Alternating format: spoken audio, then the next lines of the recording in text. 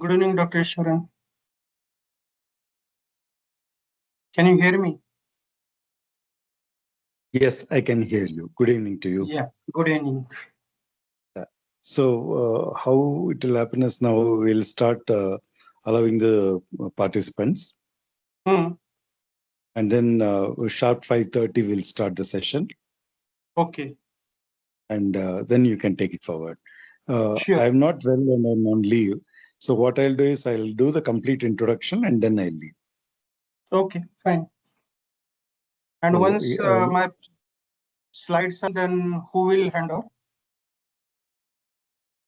slides. Do you have slides? Yes.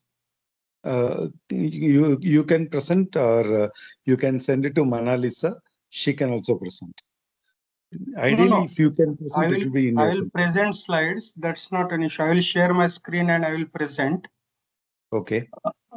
So once I complete, I will ask question and answer, and if it is done, then it is done, right? I mean, Correct. Manalisa will be there to close the session, or how it is? Yes.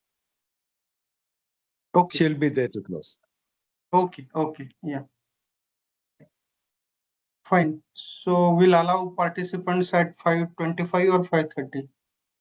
From now onwards, they will start allowing. Okay, fine. Yeah. So you can go off the camera and off the mic. Yeah, At 5:30, sure. I'll call you. Okay, yeah. Thank you. Thank you, Amol.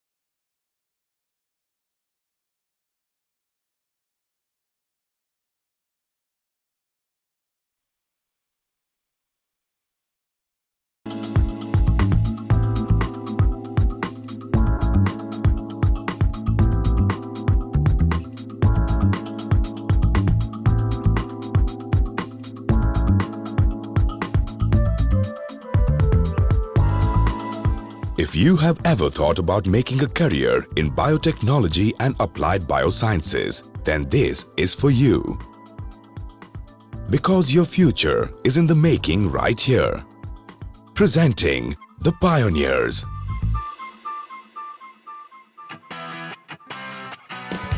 With a commitment to create a globally competitive biotech ecosystem in India through skill development, Biocon Limited started Biocon Academy, a center of excellence for advanced learning in applied biosciences in 2013 as a CSR initiative of Biocon.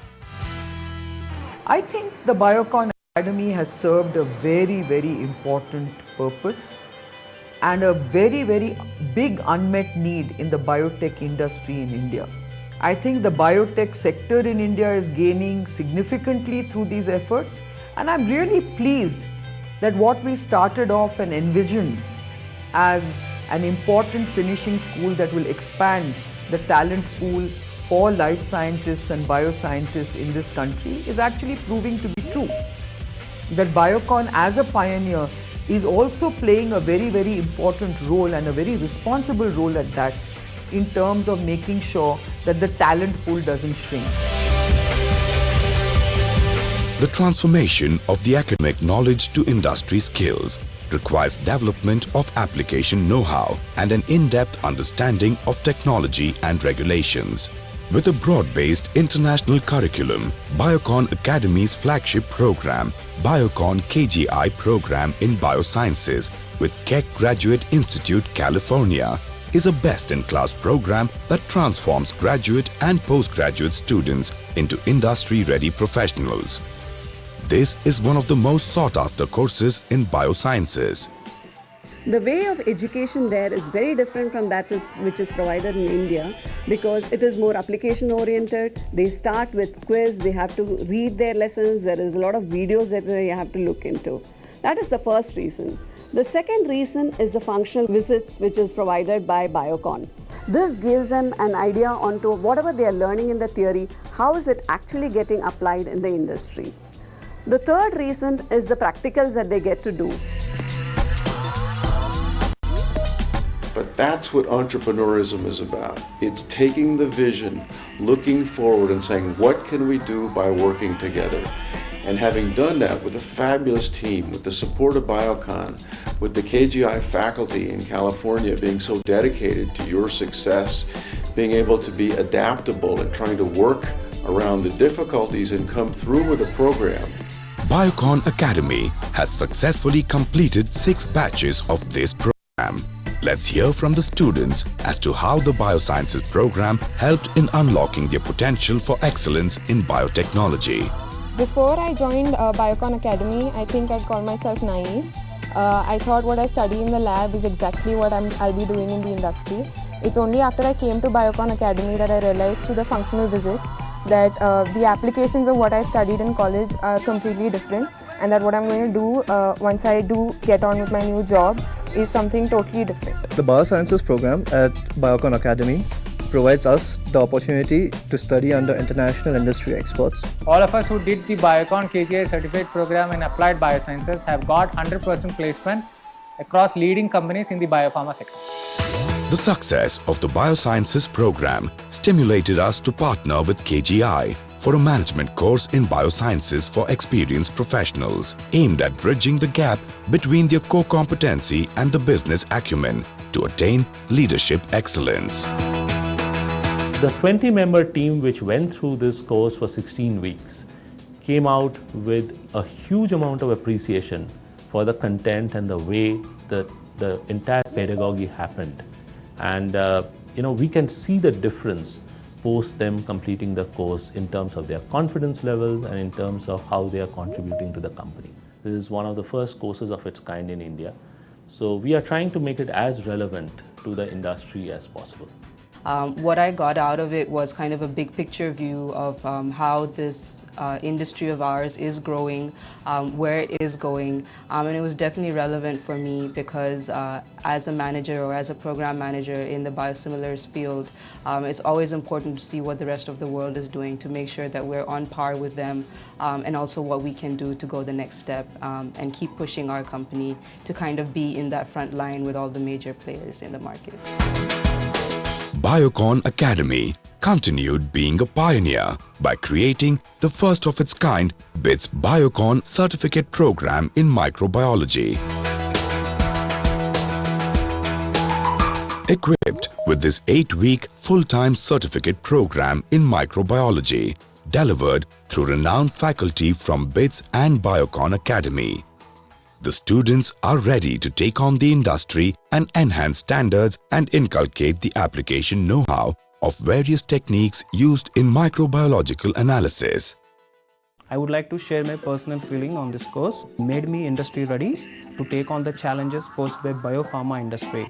This course has given a great kickstart to me in my career. It helped actually to bridge the gap between the fresher and the industry itself. The result of this course is right in front of you.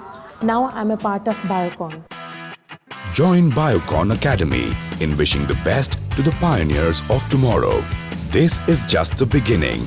You are a star in the making, a star for tomorrow. Make it big. Shine on. Biocon Academy, adding value, enhancing skills.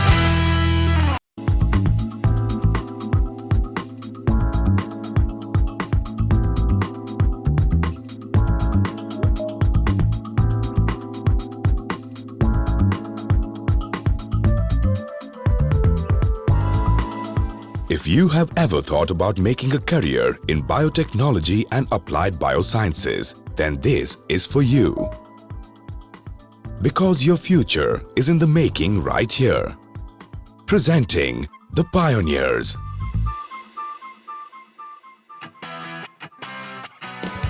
With a commitment to create a globally competitive biotech ecosystem in India through skill development, Biocon Limited started Biocon Academy, a center of excellence for advanced learning in applied biosciences in 2013 as a CSR initiative of Biocon. I think the Biocon Academy has served a very, very important purpose and a very, very big unmet need in the biotech industry in India. I think the biotech sector in India is gaining significantly through these efforts, and I'm really pleased that what we started off and envisioned as an important finishing school that will expand the talent pool for life scientists and bioscientists in this country is actually proving to be true.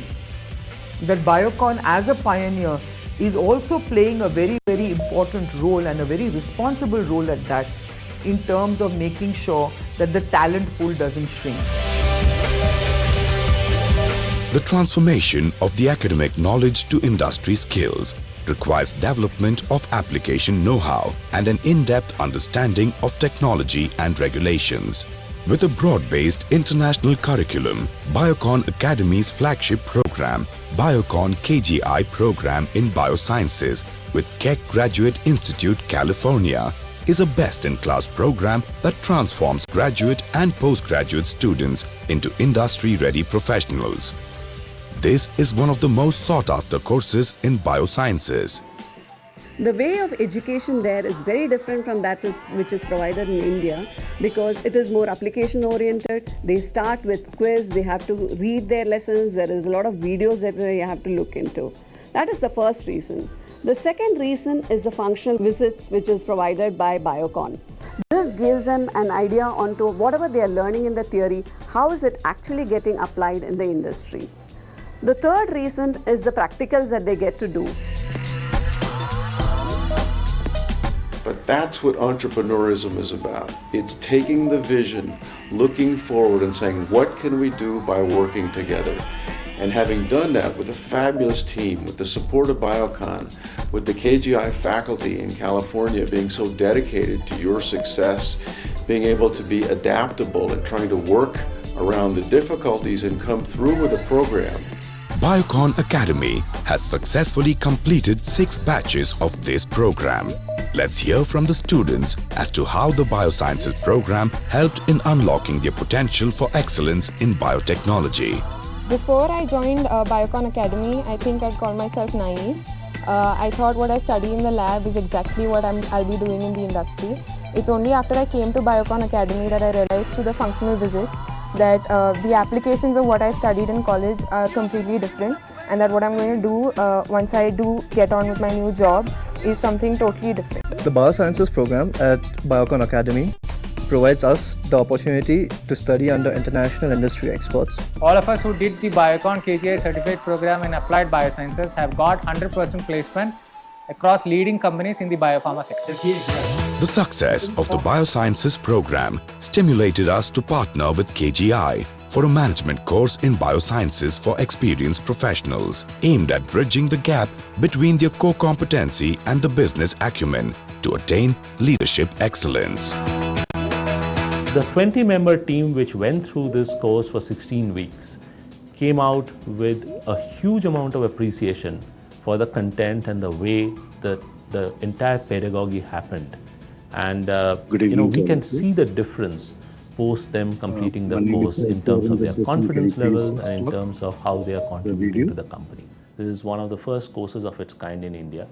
So we are trying to make it as relevant to the industry as possible. What I got out of it was kind of a big picture view of how this industry of ours is growing, where it is going, and it was definitely relevant for me because as a manager or as a program manager in the biosimilars field, it's always important to see what the rest of the world is doing to make sure that we're on par with them, and also what we can do to go the next step and keep pushing our company to kind of be in that front line with all the major players in the market.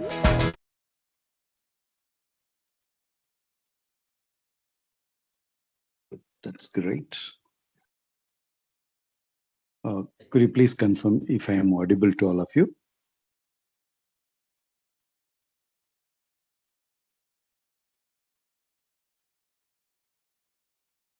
Could anyone from the team confirm if I'm audible?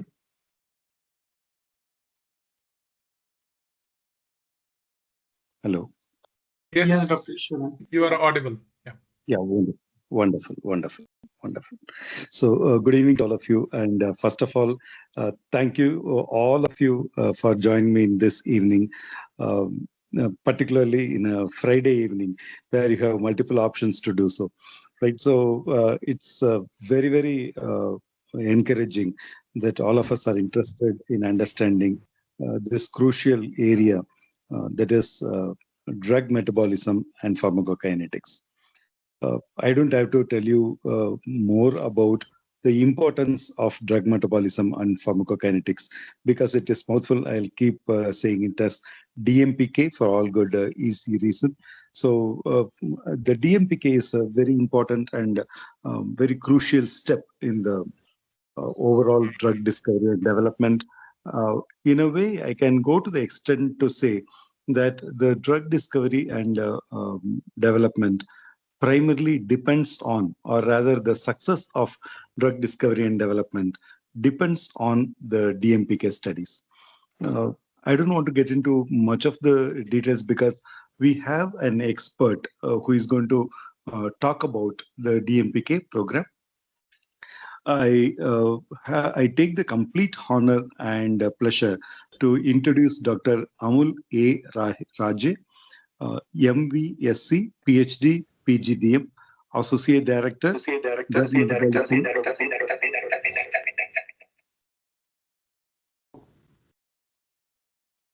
Can all of you be on mute?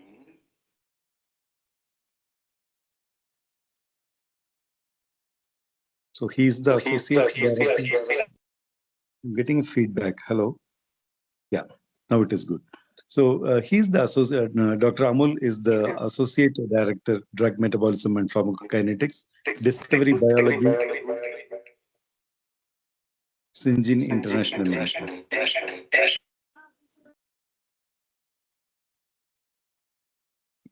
If Biocon Academy team is there, could you please make sure that all the mics of the participants are muted? Thank you.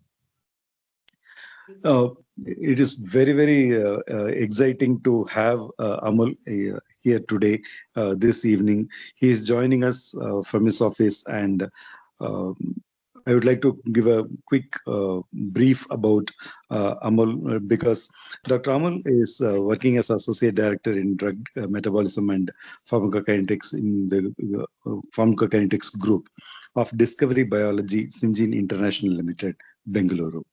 He is a seasoned DMPK scientist and provided DMPK support to drug discovery programs in more than 30 therapeutic targets.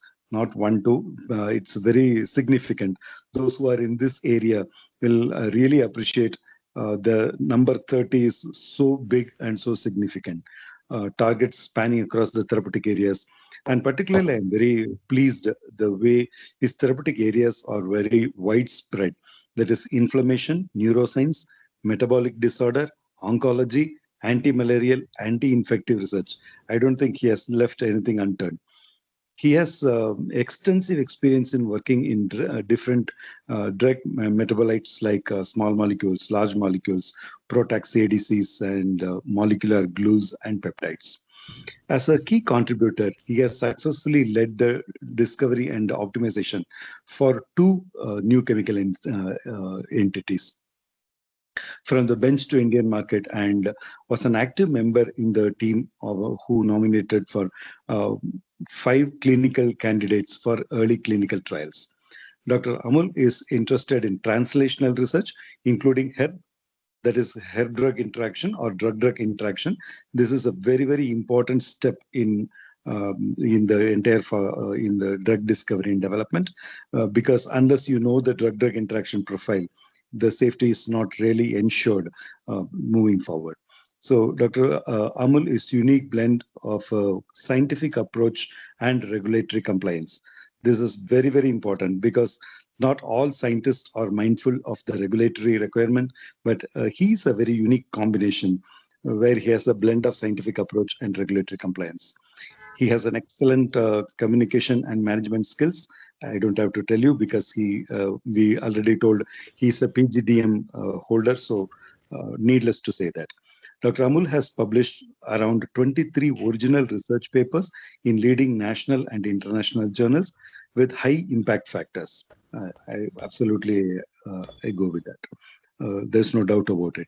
He has presented over 30 abstracts and papers at national and international conferences in national and international repute.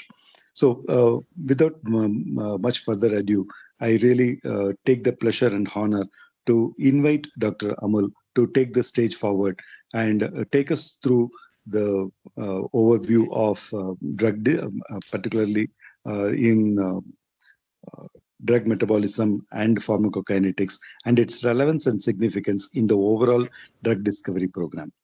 Thank you very much. Over to Dr. Amol. Thank you, Dr. Easwaran. Thank you for your nice introduction. Hello, team. Good evening. Nice to see you all here. Without spending much time, let me share my screen and get started.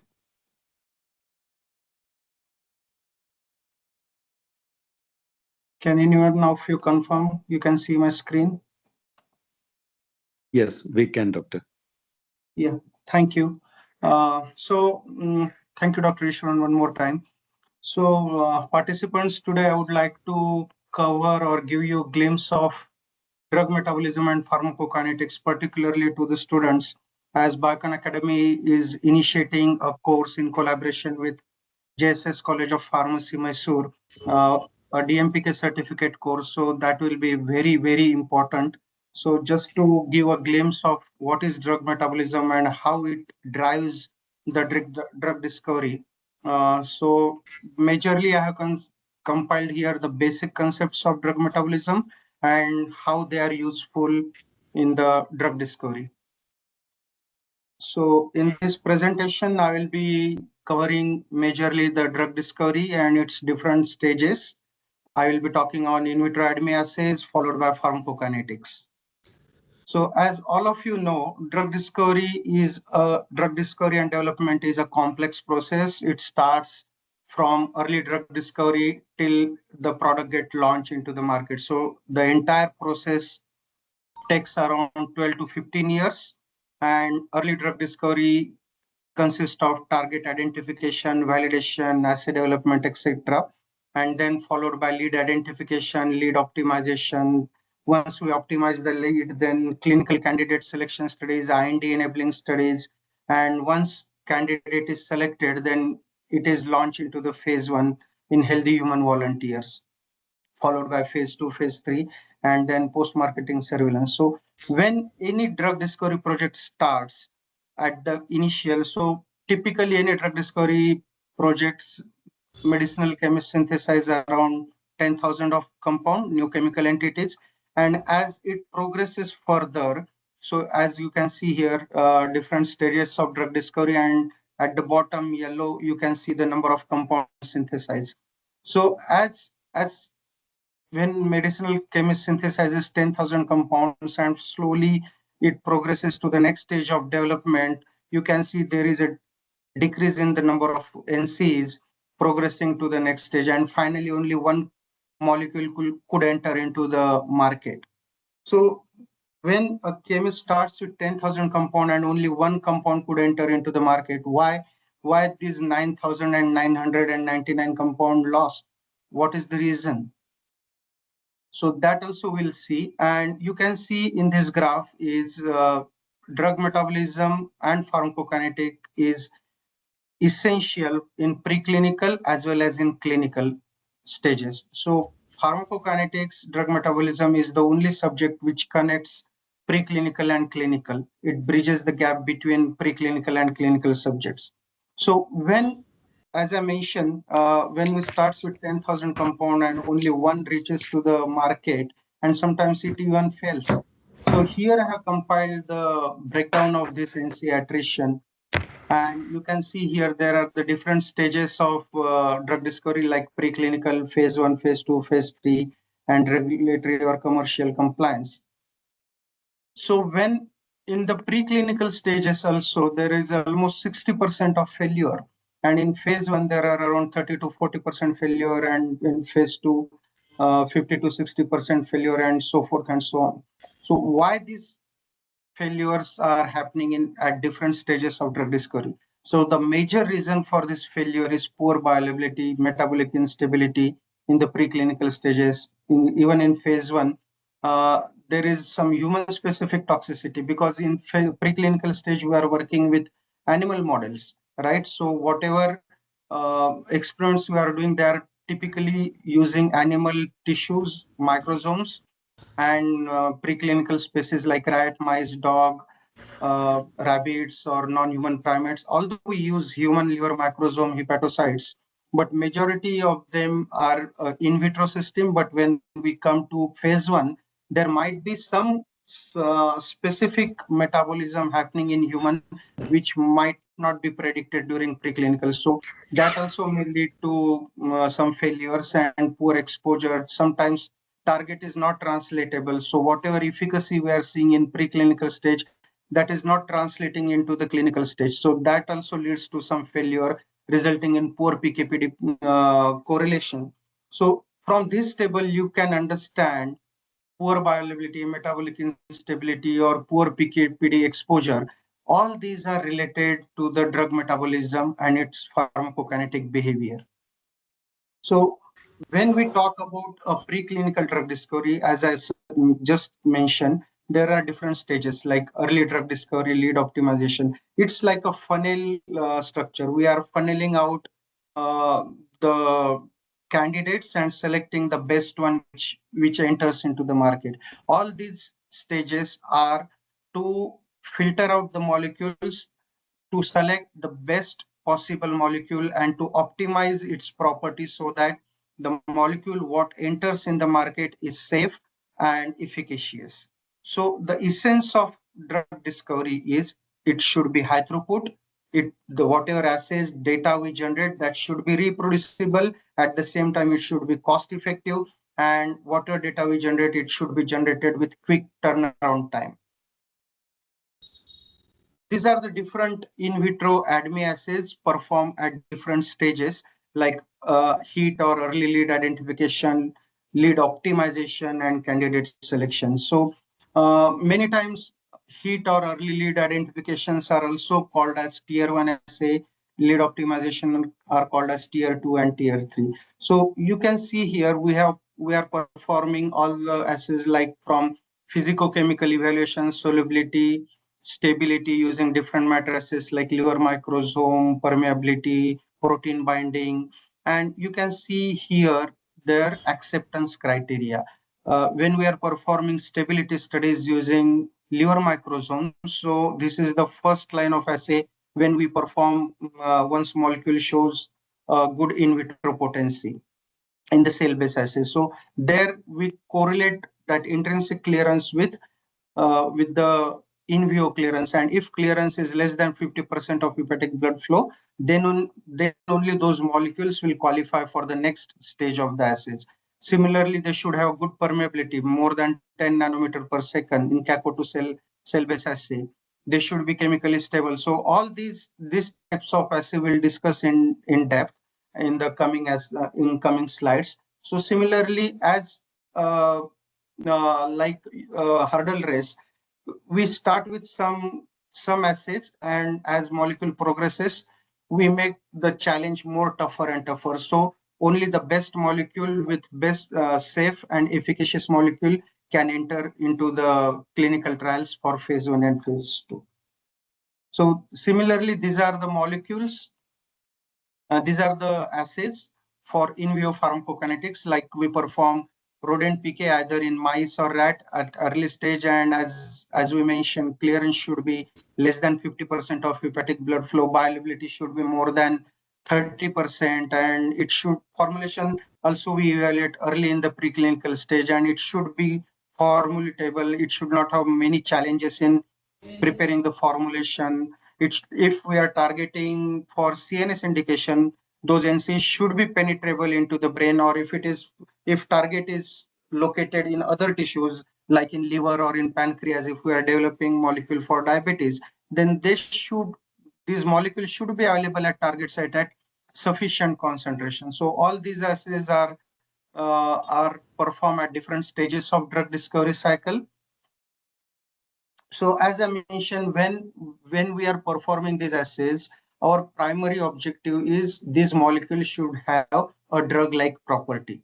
So what is mean by drug-like property? So you consume these capsules, right? So assume this is the capsule, same like blue and white color.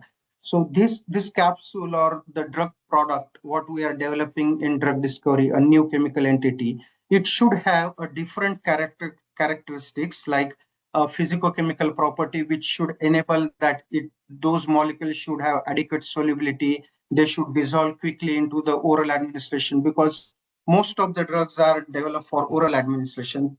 So formulation should be simple and stable. It should cross the appropriate biological barriers. Like first, it should cross the intestine, get into the systemic circulation, reach to the target site at adequate concentration.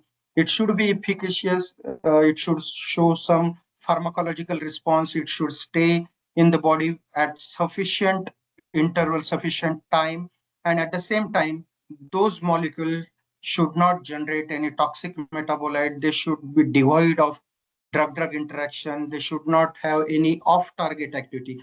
Off-target activity means if we are developing a molecule, let's say for diabetic indication, anti-diabetic drug, but if that molecule is causing dizziness, untowards drowsiness, then that is not acceptable, right? So that is called as off-target activity. So those molecules should not have any undesirable off-target activity. So if you combine all these properties together, then then new chemical entity becomes a drug. Till it is not launched into the market, if it is undergoing any drug discovery or development process, it is called as new chemical entity, because it is not a drug, it is a molecule, new chemical entity. So that new chemical entity should have all these desirable properties to become a drug. So coming to pharmacokinetics is a combination of two words like pharmacon and kinesis. So pharmacon means drug and kinesis means movement. So pharmacokinetic is nothing but the movement of drug into the body. How it gets absorbed, distribute, metabolized, and eliminates from the body is nothing but the pharmacokinetics. So if consider we are taking this is a human pictorial diagram. We are considering a capsule or tablet by oral administration. So first it will go into the stomach. That molecule or that tablet should be stable into the acidic environment, in the gastric acidic environment. And once it is stable, disintegrate into the acidic environment of stomach, then it will move to the intestine. this green cylinder is a pictorial or representative diagram for intestine. It should get solubilized into the intestinal fluid. It should be stable into the intestinal environment. Various enzymes are present in this intestine, like pepsin, pancreatin. So those molecules should be stable there. And at the same time, it should get absorbed from the gut wall and enter through portal circulation into the liver. And once it enters into the liver, again, this molecule is subjected for, there are also drug metabolizing enzymes are present. Those are phase 1, phase 2 metabolites. Those molecules should be stable with this phase 1 and phase 2 drug metabolizing enzymes. There are different transporters expressed into the liver, which can pump out molecule into the bile through biliary canaliculi.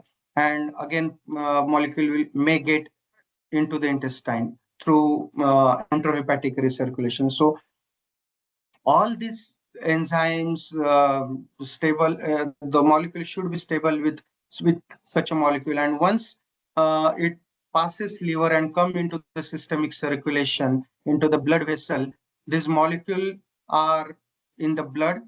They are available for binding to the blood cells, plasma proteins. So those binding is also equally important. It may bind, it will through systemic circulation, it will travel to the various tissues, it will bind to the various tissue, it will bind to the tissue proteins, and its permeability, tissue, once it is in systemic circulation and flowing into the tissues, so its partition rate coefficient or its permeability determines at what rate and at what extent they will enter into the tissues. And kidney is also one of the important organ for excretion. So once it is available into the kidney, so it is available for excretion. There are different transporters located into the kidney, and finally, either drug will get eliminated either through liver, through feces, or through kidney.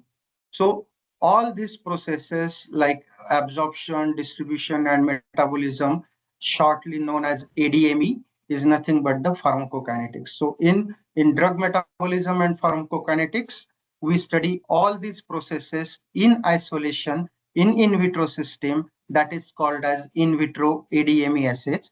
And once molecule is or formulation is administered to the laboratory animals like mice or rat, then all these processes happens simultaneously in the body. So before administering directly into the animal, we perform all these assays in vitro system individually to rule out the molecule is stable and eligible to qualify for in vivo system.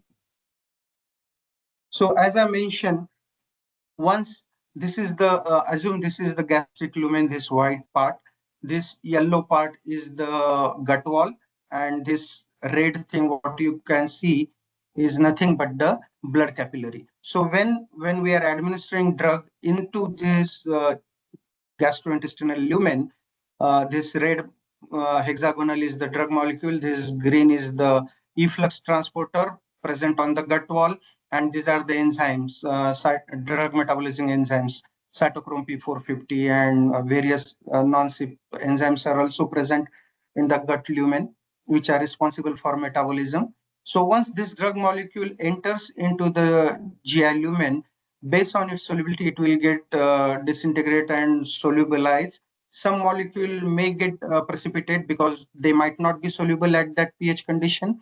So once it get solubilized, some molecule may get absorbed, some may degrade here itself in the gut, in the GI lumen, and some while getting absorbed might be the substrate for this efflux transporter and thrown back into this lumen.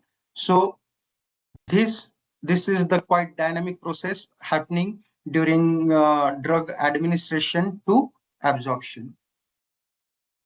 So as I mentioned, these molecules should be stable in various matrices like stomach environment, gastric fluid, intestinal fluid. Then once it enters into the systemic circulation, it should be stable in whole blood and plasma. So we perform this stability assay in isolation, like by using simulated gastric fluid or intestinal fluid in whole blood and plasma. So what we do is we prepare the DMSO stock solution. We make that molecule, that powder, solubilize in some organic solvent. We quench that into these various fluids like gastric fluid, intestinal fluid, and we evaluate its time course till certain duration, take multiple sample at multiple duration and see whether this molecule is stable or not in that particular fluid or in those matrices.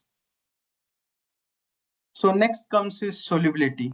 So what is solubility? Solubility is nothing but the maximum soluble concentration that reaches at equilibrium in that particular matrix. What happens if these molecules are low soluble? If the molecules are not having good solubility, we may face various challenges. First, obvious reason is it will limit the oral absorption, and if oral absorption is limiting, it will result into the low oral viability, right? And if we are developing this molecule for IV administration, for intravenous administration, then because of low solubility, we may not be able to form injection, or if the solution is if the concentration is very low. Am I audible? Yeah, so if a molecule is low soluble at concentration, probably we may need to inject it for more time. Repeated administration is required, and whatever in vitro assays we are doing, in vitro cell-based assays, so whatever result we'll be getting, those will not be accurate because of low solubility. Because what, although we are spiking, let's say 10 micromolar concentration, but solubility is just 2 micromolar. So theoretical concentration is 10 micromolar, but actually soluble concentration is 2. So whatever result we are getting, those will not be accurate. Those will be erratic assay results we may get. So that's the reason solubility is very, very essential.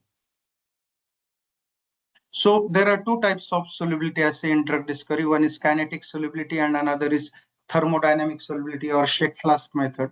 So kinetic solubility is nothing but, as I mentioned, we dissolve this molecule in DMSO and then we quench that molecule in different pH buffer condition. And after a certain time, we filter out that buffer and inject the filtrate onto the LCMS and see what concentration we are getting. So that determines the kinetic solubility. So kinetic solubility is particularly useful for in vitro assay, which tells us that molecule is soluble at this stage. So this is very suitable for drug discovery in vitro assays, and it is in line with the fast decision making. So next is thermodynamic solubility, which is also known as shake flask method. This is considered as a gold standard method, typically used for formulation development for animal studies. The difference between these two assays is here we are using the DMSO stock. We are using a solution in kinetic solubility, whereas in thermodynamic solubility, we are using the powder material and spiking the buffer condition of different pH. And we are keeping this at equilibrium at 37 degrees centigrade to equilibrate with that molecule. And we are giving maximum possible chance to the molecule to get solubilized into that pH condition, into that buffer. And once at desired time frame, let's say 6 hour, 4 hour or 24 hour, we filter out the buffer and see how much this molecule or test concentration is soluble, and we inject that ultrafiltrate into the LCMS and determine the concentration. So these are the two types of solubility assay one should remember in the drug discovery. So next is permeability. So permeability is nothing but the velocity of drug passage across the biological membrane. So permeability is performed in drug discovery by majorly by two methods.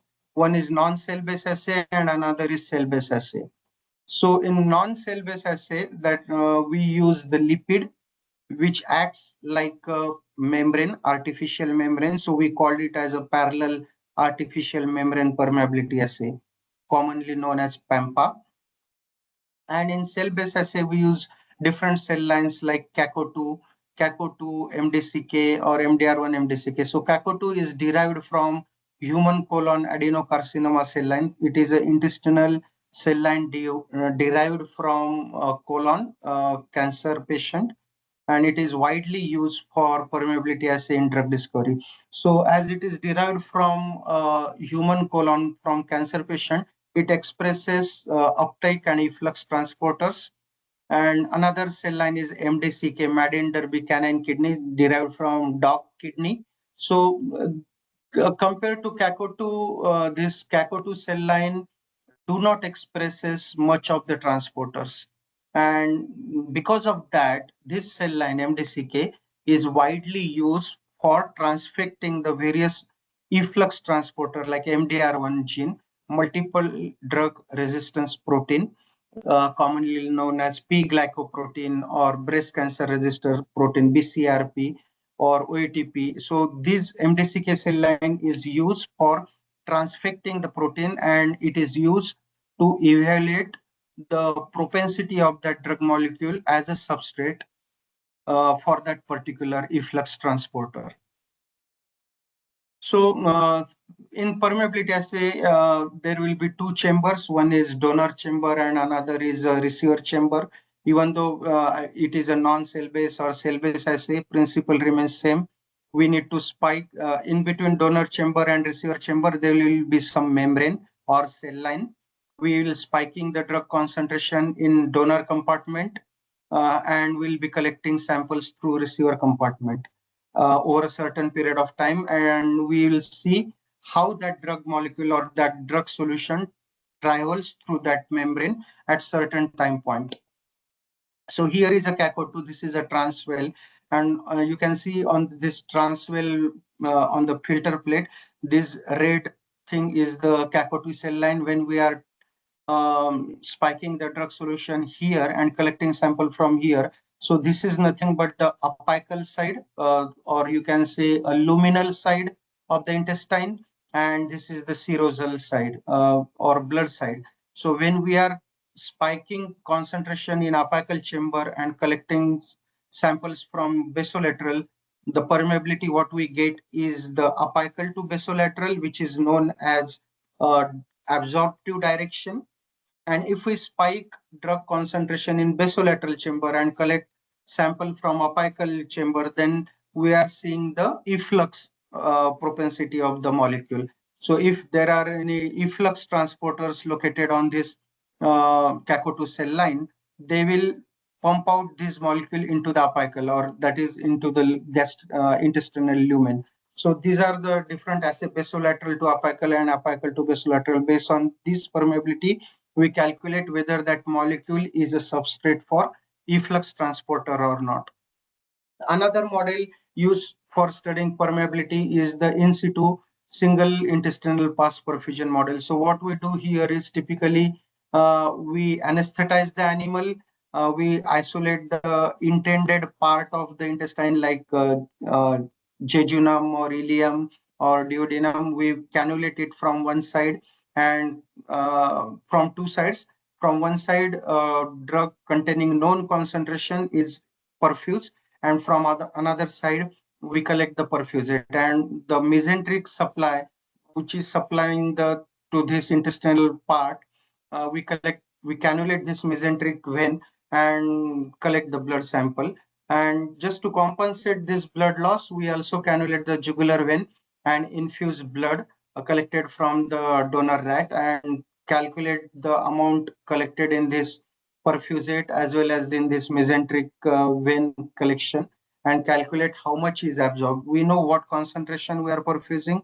We know what concentration we are getting out, C out, and we also know what is getting absorbed through this cannulated parts into the mesenteric vein blood.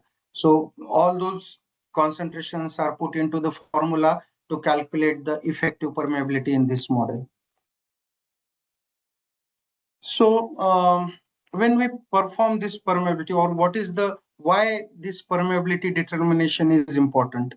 As like solubility, permeability is also important. So permeability is important to know whether that molecule has propensity to cross the intestinal barrier. If we are developing this molecule for CNS indication, does it reach at the brain site at sufficient concentration? Is it reaching to the target site? So if permeability is low, we'll get low oral viability. If permeability is high, we may get high oral viability. If permeability is not good, whatever cell-based assays we are doing in vitro pharmacology assay, those results are not reproducible or unreliable data we may get. So from that perspective, permeability is very important parameter. Is this speed okay or I'm just running?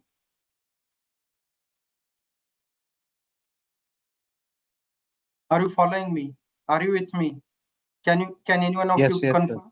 Yes, we are following. Yes. Yeah.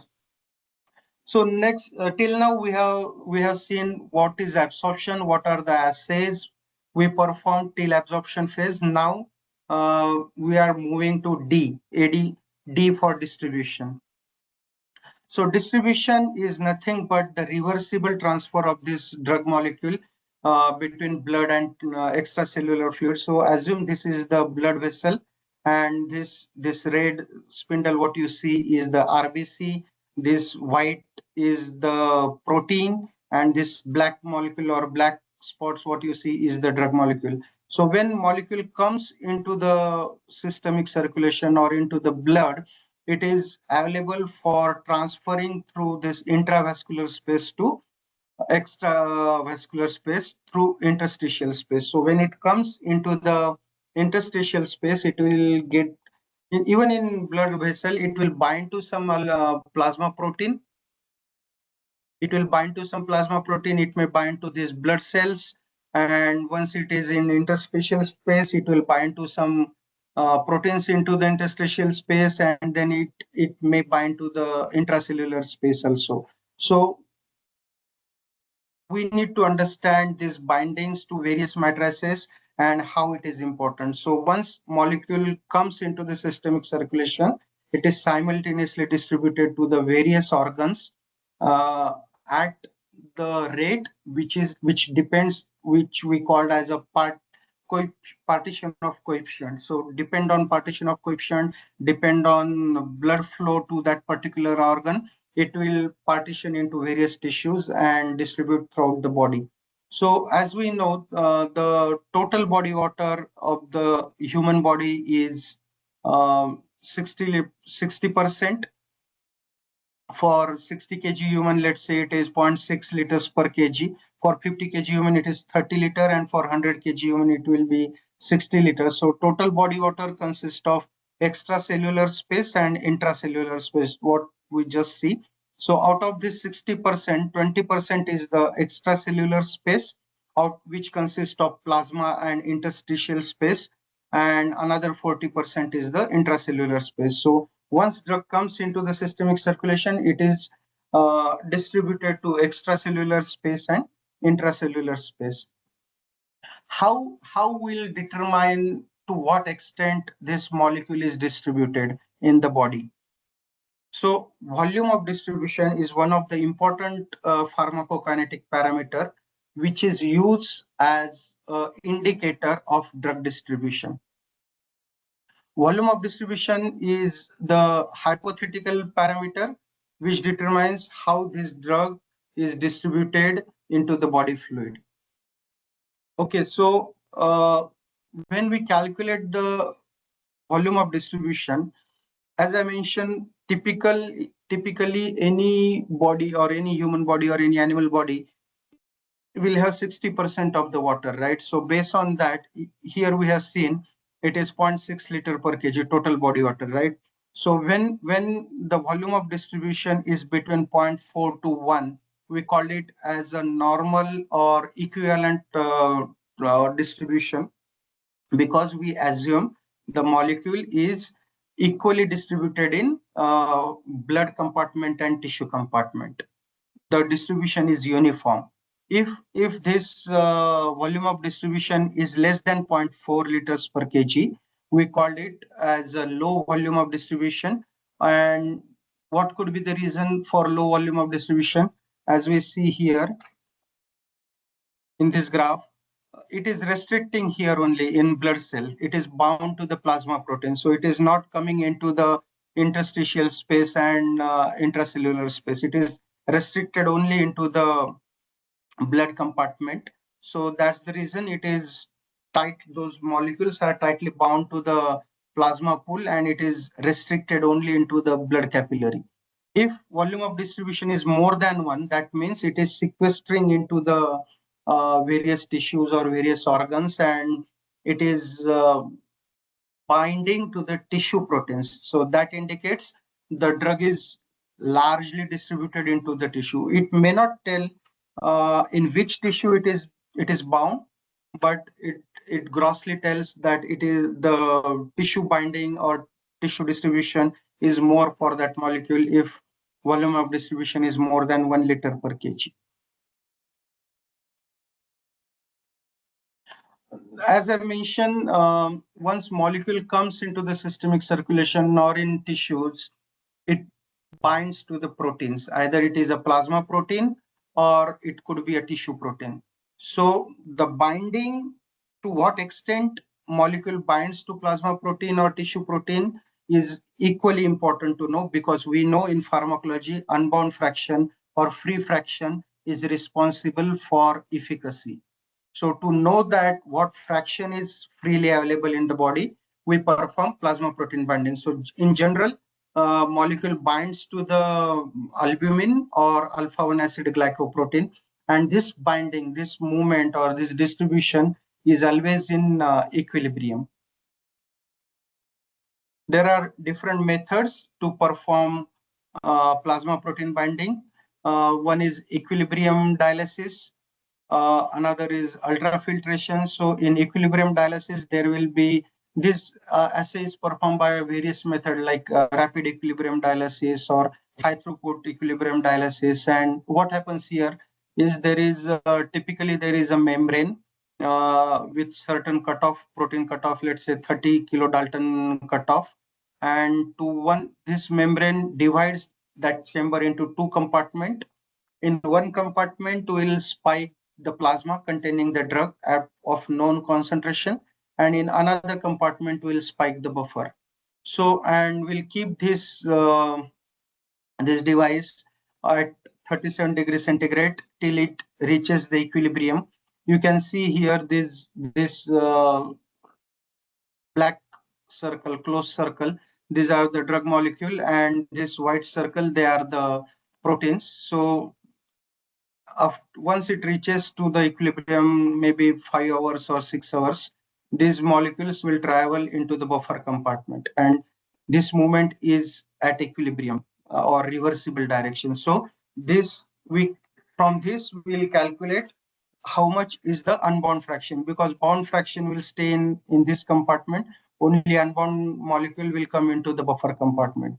Similarly, ultrafiltration also, there will be some membrane here with certain cutoff value like 30 kilodalton protein.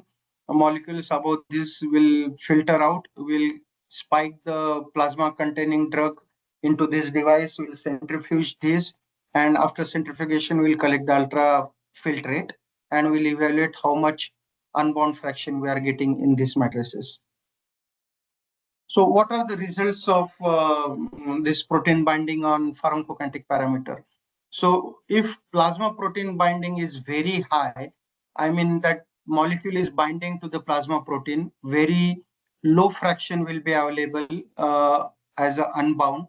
And we know only unbound fraction is responsible for pharmacological action, or unbound fraction is available for the movement. So the clearance will be low.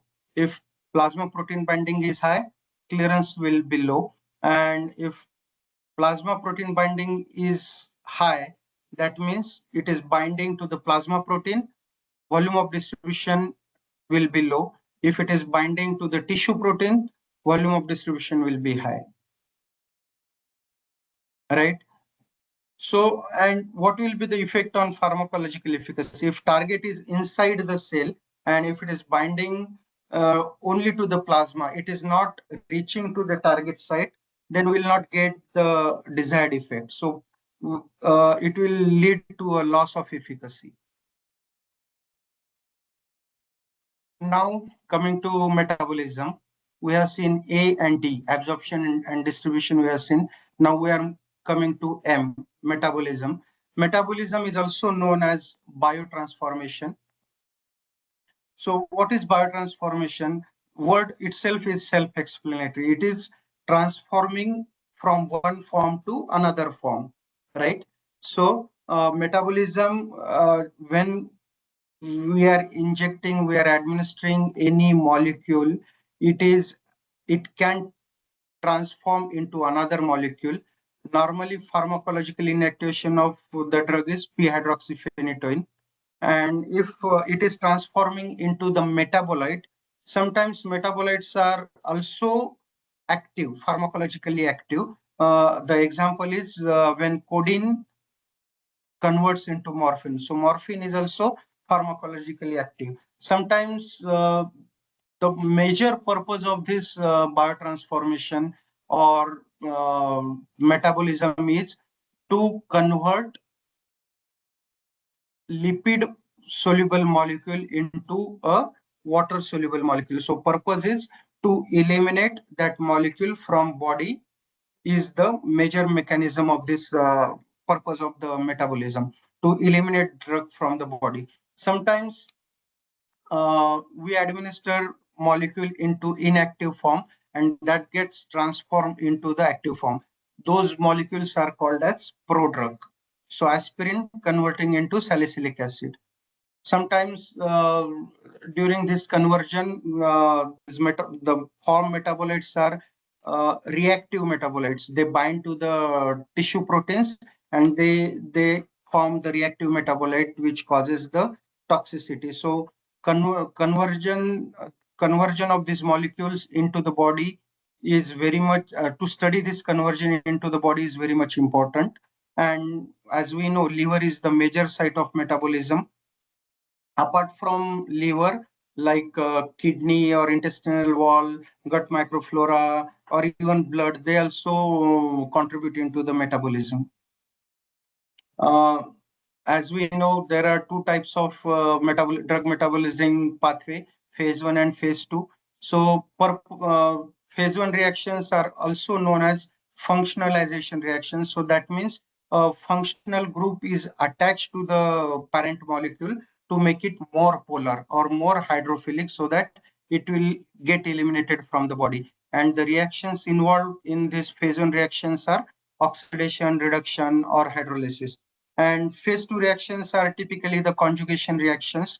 Some endogenous substrates present in the body, like glucuronide or sulfation, that will get attached to this parent molecule, either to the metabolites formed in the phase 1 reaction, or directly they can attach to the parent molecule if required functional groups are present in the structure. The phase 2 reactions can happen directly as well. So there are different types of drug metabolizing enzymes like cytochrome P450, commonly known as CYP P450, flavin monooxygenase or monoamine oxidase, aldehyde dehydrogenase, alcohol dehydrogenase, and phase 2 enzymes are UDP glucuronil transferases. So this enzyme acts on the molecule and it is responsible for glucuronidation of the molecule. So it forms glucuronide metabolites, sulfotransferases form sulfate metabolites. Like this, these different metabolites based on the chemical structure, functional groups available in the molecule. This acts on the molecule and convert the molecule into a more hydrophilic form so that it gets metabolized through the body. And the different matrices, as I mentioned, liver is the major drug metabolizing organ in the body. So typically we study stability of this molecule by using different matrices like liver microsomes or hepatocytes or liver S9 fraction to study whether these molecules are subjected for phase 1 or phase 2 metabolism. So typically microsomes are used early in the drug discovery program to evaluate its propensity to get metabolized. So if molecule is stable with liver microsome incubation, then only it gets selected or shortlisted for next assay. So generally with liver microsomes, we need to add a cofactor that is called as NADPH, or if we are using liver microsomes for phase 2 reactions also we need to add UDPGA to evaluate that molecule is having propensity for phase 2 metabolism. For glucuronidation particularly by using UDPGA as a cofactor with liver microsomes. And phase 2 metabolisms are studied by using hepatocytes or liver S9 as we are using cofactor here like NADPH or UDPGA to initiate the reaction because liver microsome itself will not be that active unless and until we add cofactor. Likewise, hepatocytes are considered as a complete system. No need to add any cofactors here. They contain all the enzymes or reagents responsible to initiate the reaction. So liver micro S9, liver S9 also no need to add with any cofactors. So it can initiate reaction at its own. So typically hepatocytes are capable of metabolizing both phase 1 and phase 2 metabolism, whereas liver microsomes are used only for the phase 1 metabolism. And parameter what we calculate from these assays is intrinsic clearance and in vitro half-life. So based on this, if molecules are exclusively metabolized by liver, they will get metabolized and we can calculate the intrinsic clearance by using this. Nowadays, there are, as I mentioned, intestine is also equally responsible for metabolism. So we get intestinal microsomes as well to see whether metabolism is predominantly by liver microsome or intestinal microsome. So those are mechanistic assays to we perform at different stages in the drug discovery process. And these liver microsomes or hepatocytes, they are also used for metabolite identification, right? So if molecule is not stable, it is converting into metabolite. What are the metabolites forming? So that also we evaluate early into the drug discovery project. So we will not get any surprises at later stage. Metabolite identification is also used in a way to identify the soft spots present on the molecule. So where major metabolite is happening, so that medicinal chemist can substitute stable functional groups in the molecule so that they can restrict the metabolism and make molecule more stable without compromising on the potency. So these liver microsomes are also used to study the cytochrome P450 inhibition by using selective probes responsible for those particular CYP isoforms. So as I mentioned, there are different types of cytochrome P450. Majorly, they are divided into three families like CYP1, CYP2, and CYP3. And again, these families are subdivided into the CYP1A, 1B, 2A, 2B, like that. There are major 7 types of CYP isoform important from drug-drug interaction point of view. And even FDA recommends to study propensity of this new chemical entity to inhibit those CYP isoforms like CYP1A2, 2B6, 2C8, 2C9, 2C19, 2D6, 2E1, and 3A4. These are very important from drug-drug interaction point of view because these are the major CYP isoform responsible for majority of the metabolism of the majority of the molecules. So why is this important to study the inhibition? So as I mentioned, when drug gets absorbed into the systemic circulation, it will distribute and it will eliminate from the body. So that will, suppose if it is taken by oral administration, it will get absorbed, it will reach to the maximum concentration, and then it will start distributing and eliminating through the body. If this molecule is, and if any other molecule or any other drug is co-administered with this molecule, then if that co-administered drug is inhibitor of this cytochrome P450, then what will happen? This drug, which is a substrate of that particular CYP isoform, is co-administered with inhibitor of that CYP isoform, then CYP isoform will get inhibited. Let's say this molecule, we are administering midazolam. Midazolam is metabolized by cytochrome P4, cytochrome 3A4. And if we are administering testosterone, which is an inhibitor of 3A4, so testosterone will inhibit 3A4.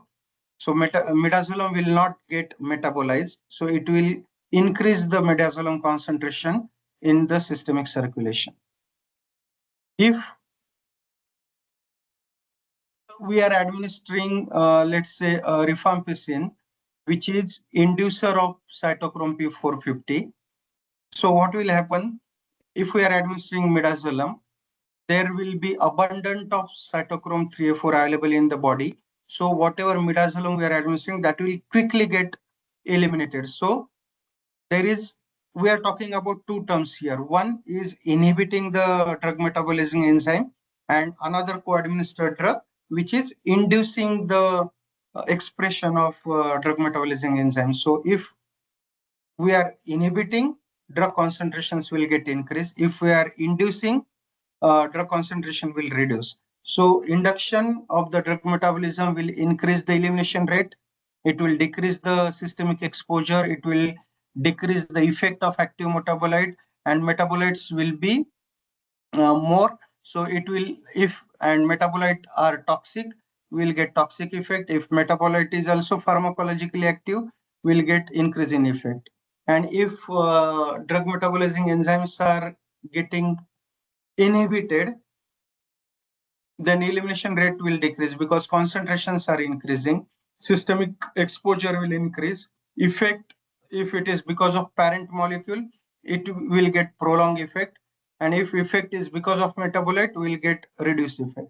So from this perspective, we should know the drug, whether the molecule is a substrate or whether it is an inhibitor of drug metabolizing enzyme or it is an inducer of drug metabolizing enzyme. So these kind of assays also we perform early in the drug discovery project.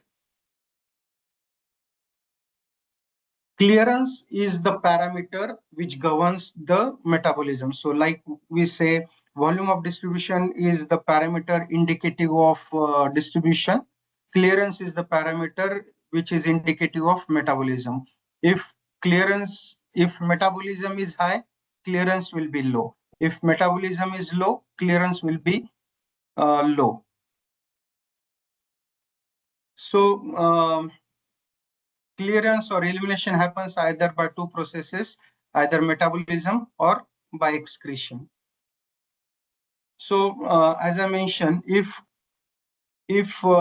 clearance is, we have seen here two conditions for two molecules. In one molecule, clearance is 10 ml per minute per kg, and for another molecule, it is 2 ml per minute per kg. So this is green line and red line. So here clearance is low, so we are getting increased concentration. So this elimination phase is prolonged. And here, red line where clearance is very high, 10 ml per kg, it is quickly eliminating from the body. So these concentrations are not building into the body. And molecules are typically classified based on the extraction ratio, assuming the elimination or metabolism is happening into the liver, and liver is highly perfused organ. So based on that, blood flow is not the restricting factor, only extraction capacity of that organ to eliminate or to metabolize that molecule is important. So based on the extraction ratio, we classify a molecule in different categories like low clearance, high clearance. If extraction ratio is less than 0.3, we call it as a low clear drug. If extraction ratio is more than 0.7, we call the clearance is very high. And if it is the extraction ratio is between 0.3 to 0.7, we call it as a moderate clearance. So we have seen here all the ADME properties till this point. In isolation, what assays we perform in vitro system. And once molecule is stable, it shows acceptable permeability, it is subjected to the pharmacokinetic study either in mice or in rats. So first we need to select appropriate species for pharmacokinetic study. Generally, pharmacokinetic studies are performed initially at initial stage to support the efficacy study. Suppose efficacy study model is in mice, then we should select mice as a first species for PK study, pharmacokinetic study. Once we get the test compound or test molecule from medicinal chemistry department, we need to prepare its doses for intravenous administration and for oral administration. We need to prepare animals for the study. We need to collect blood at multiple time points, right, to see the concentration, like this profile, how it forms. So for that, we need to prepare animals by performing jugular vein cannulation or femoral vein cannulation. Typically, femoral vein cannulation is used for intravenous administration, and jugular vein cannulation is used for blood collection at multiple time points. So we perform this cannulation, and once animals are recovered from the surgery, we perform this dosing and collect blood samples at multiple time point and separate out the plasma or whole blood, what depends on the matrix which we are selecting for the PK study. And these samples, then they are injected onto the LCMS MS system to get the concentration. First, we need to develop the method for detection of this analyte or test molecule in that particular matrix, whether it is a plasma or blood or urine, bile, and then perform the analysis. Once we get the concentration data, we can plot like this and calculate the pharmacokinetic parameter using Phoenix Win-Online software.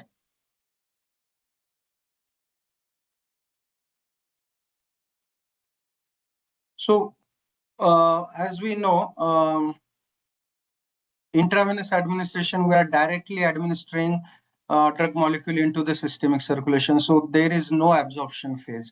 Whereas for oral administration, when we are administering through oral cavity, it will go to the stomach, intestine, slowly it will get absorbed, it will reach at the maximum concentration where absorption rate and elimination rate are equal. So we get that maximum concentration, which is known as Cmax, and the time at which we get this maximum concentration is known as Tmax, maximum concentration at that particular time, and maximum concentration Cmax.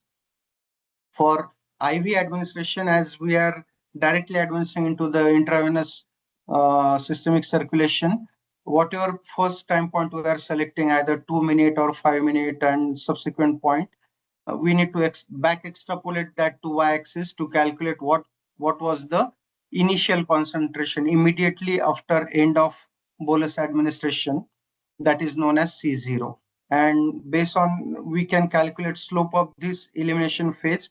This is the absorption phase, this is the elimination phase. So this is the mono exponential elimination. So we cannot distinguish between distribution phase and elimination phase in this semi-logarithmic graph. So these are the important parameters, and the plasma concentration covering, this is the plasma concentration against time, and this area below this graph or below this curve is known as area under the curve. This is the area under curve for intravenous, and this is the area under curve for oral administration. So these are the important PK parameter, AUC, nothing but the area under curve, VD is the volume of distribution calculated as dose divided by this C0. Clearance is calculated from this AUC. First, we need to calculate the AUC. We know the dose. So clearance is dose upon AUC, and half-life is calculated from this slope. That is 0.693 divided by elimination rate constant. So you can see here in this case, dose is very important, right? We are using dose in two calculation of the two parameter. So volume of distribution and clearance is always reliably calculated by from the intravenous data, because we know what dose we are administering. For oral administration, as there is the absorption phase involved, so we don't know what fraction is getting absorbed. Although we are administering molecule drug, let's say at 10 milligram per kg, but it is not sure that it is entire 10 milligram per kg is getting absorbed into the systemic circulation. So when we express volume of distribution and clearance for oral administration, it is always expressed in terms of fraction bioavailable. So VD by F or CL by F is typically known for oral administration. So important PK parameter for intravenous administration are clearance, volume of distribution, and half-life. And important PK parameter for oral administration are Cmax, Tmax, AUC, and percent bioavailability. So percent bioavailability is calculated with respect to AUC obtained with intravenous administration. These are the important PK parameter like AUC, volume of distribution, and what is its application I have mentioned here. So AUC is nothing but the estimated level of exposure, to what extent molecule got absorbed into the systemic circulation. Volume of distribution, as I mentioned, it is an indicator of the distribution, how widely the compound is distributed through the body. And clearance is the indicative parameter of clearance or metabolism, how it is eliminating from the body. So based on the clearance, based on these two parameters, volume of distribution and clearance, this determines the half-life, how long the molecule is staying into the body. So based on half-life, we decide the dosing frequency. Some drugs are taken only once in a day. Some drugs are taken twice in a day or thrice in a day. So these three parameters decide whether that drug should be taken once in a day or twice in a day or thrice in a day. So this important dosing regimen information we get from pharmacokinetic studies. And Cmax, whether it evaluate if required concentration is, let's say, 300 nanogram per ml or 300 nanomolar, but Cmax is 100 nanomolar. So that means even though we are administering drug, it is not reaching at the sufficient concentration to produce the effect. So this Cmax also tells us whether the drug is reaching at the concentration which is required for efficacy, how quickly it is reaching, whether Tmax is, let's say, 6 hours. So that means it is showing a delayed absorptions. Everybody needs quick relief, right? So if we are having headache and we are taking paracetamol, but it is not releasing the headache, if Tmax of paracetamol is, let's say, 6 hour or 8 hour, that means maximum therapeutic effect will get after 6 hour. If I am having headache now and if I am taking a paracetamol tablet, I will get relief after 6 hours. Nobody wants that, right? Everybody wants quick relief. So this Tmax is determined or decides how quickly drug gets absorbed, and this is also an equally important parameter to decide the dosing regimen or to decide the molecule should go for next stage, or whether we need any alteration in the formulation to make it quickly absorbable. And again, bioavailability is nothing but the bioavailable fraction into the systemic circulation. If bioavailability is low, we need to administer drug oftenly. So if I am administering 100 milligram tablet and bioavailability is just 10%, that means I'm administering 100 milligram, but it is coming only 10 milligram into the systemic circulation. 90 milligram is either getting metabolized or degraded. So that is of no use. So that this bioavailability parameter also tells us the fraction bioavailable, and it should be more than 30% or 40% to get it to get the desired effect. These are the some parameters. Based on that, we calculate whether volume of distribution clearance is low or high. So we need to maintain a balance between this parameter so that we'll get desired effect for longer time, or it will reduce the dosing frequency. So this is the application of pharmacokinetic. As I mentioned, if I'm administering 1 milligram per kg, this green line you can see is the efficacious concentration.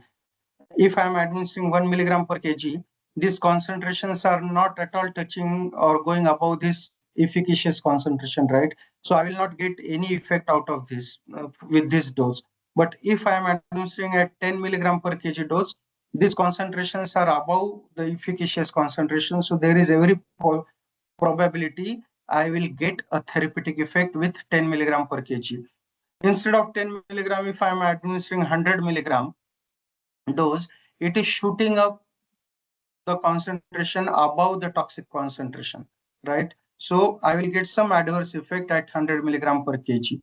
So in other words, if this is my desired concentration, this is my undesired concentration. So pharmacokinetic tells us whether that dose or that molecule is within the efficacious concentration or at toxic concentration.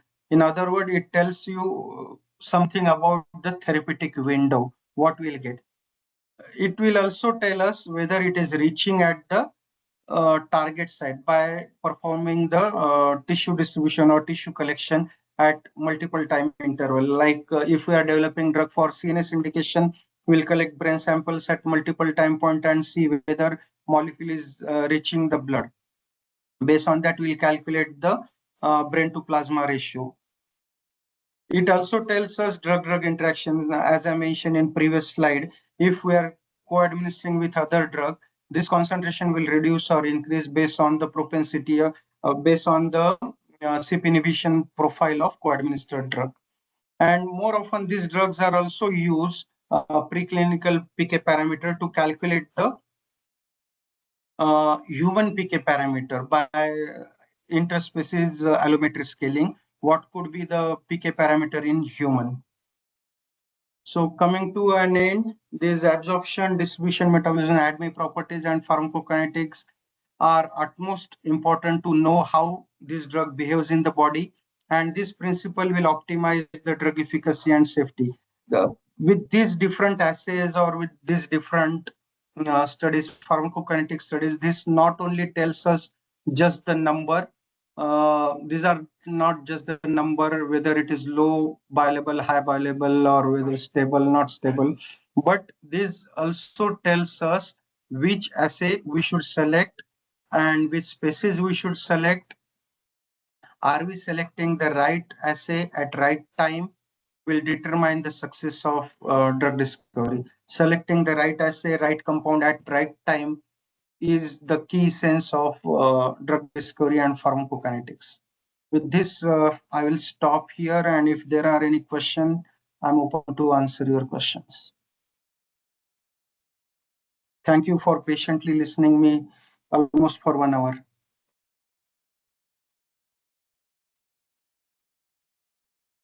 I'm ready to take any questions if there are.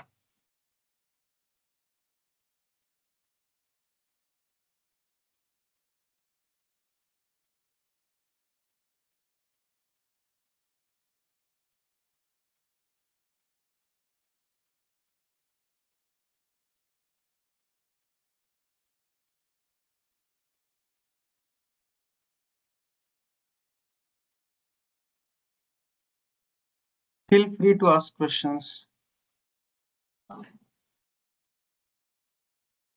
Either you understood everything or you didn't understand anything. If you do not have questions.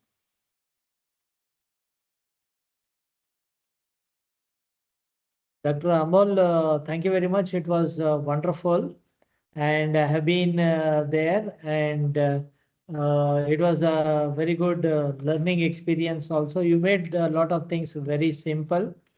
I think it is understandable, and also the importance of DMPK also you have drove very clearly.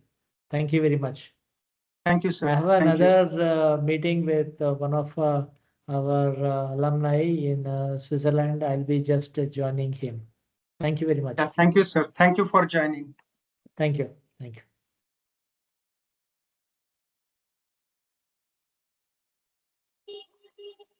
So, Dr. Amol, I'm a staff. My name is Dr. Savita. Can you hear me?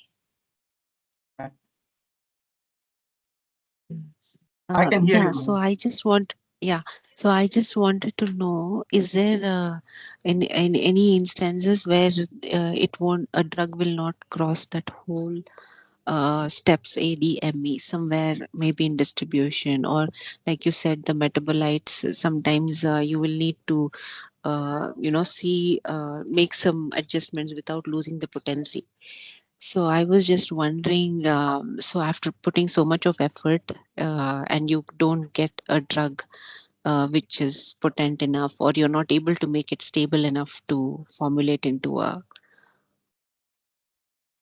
this thing. So is there any other way around to go about it, or you just drop the molecule and you start a fresh? It depends on indication and what strategy we follow, ma'am. Because generally we are developing drugs for oral administration, and it also depends on the target location. If my target is located into the cells or into the organ, then if that molecule need to permeate, right? If it is not getting permeable and reaching to the target, then we will not get efficacy. So ultimately we need to drop such molecule. But interestingly, I work on one project, in fact two projects I work, which were for IBD indication, inflammatory bowel disease indication, and we were developing a drug restricted to the intestine. Those drugs should not get absorbed into the systemic circulation because target is in intestinal lumen. That target, what we were working, was located into the intestine. So our approach was those molecules should not get absorbed into the systemic circulation, or even if they are getting absorbed, they should be quickly eliminated through the body. So there will not be any potential for drug-drug interaction. So it depends on the target, where it is located, and what approach we need to follow. Like psoriasis, if we take the example, uh, if target is located on the skin surface itself, then topical application is sufficient. No need to take drug through oral administration. It should restrict it, the drug should come into the contact of target where it is located. If that is getting solved, then all things happen parallelly. If your target is into the liver, and if drug is not reaching to the liver, then it is of no use. So we need to discard such molecule. I hope I answered your question. Yeah, thank you very much. And also some drugs, you said the bioavailability you expect it to be at least 40%. And so we as in pharmacokinetics, the rule is if the drug reaches enough concentrations in the blood, we assume the same amount has reached the target site or the receptor. So do you need to confirm this by doing a receptor study? There are different. Your voice is breaking, madam.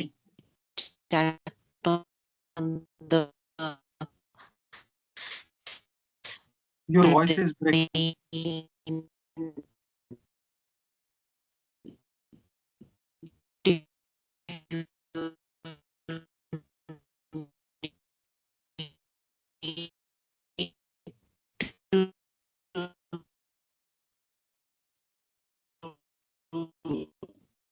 No, I'm not able to hear you. I'm losing you in between.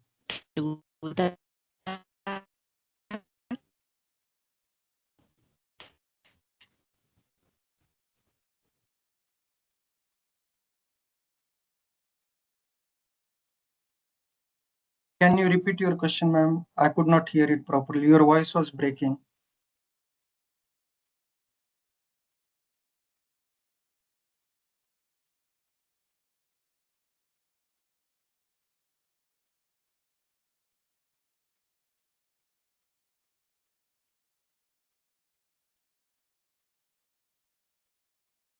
I think she's on mute. Probably if anybody else has questions, they can ask.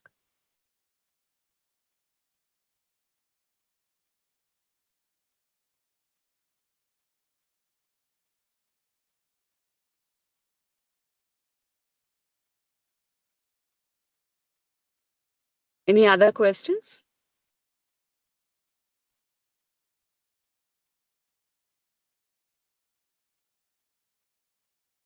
So Amol, this is Bindu here and the Program Dean of Biocon Academy. Yes, ma'am. So Lisa, is there any questions put up in the chat or anything? I'm just checking. I don't see any questions in the chat.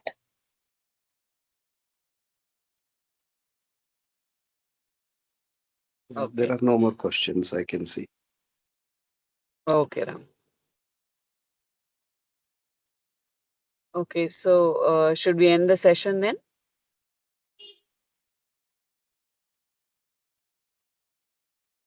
I can see in Raki Mol's, it is showing, as if she's talking, but she's on mute.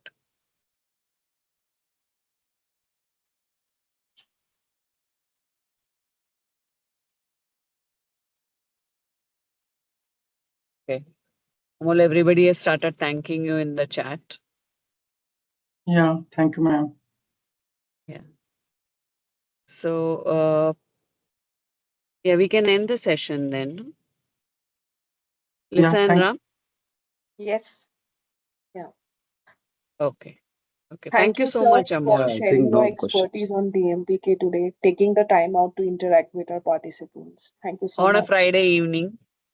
No problem, ma'am. It's my pleasure. Thank you for giving this opportunity. Thank you so much. Bye. Yeah, thank you. Bye-bye.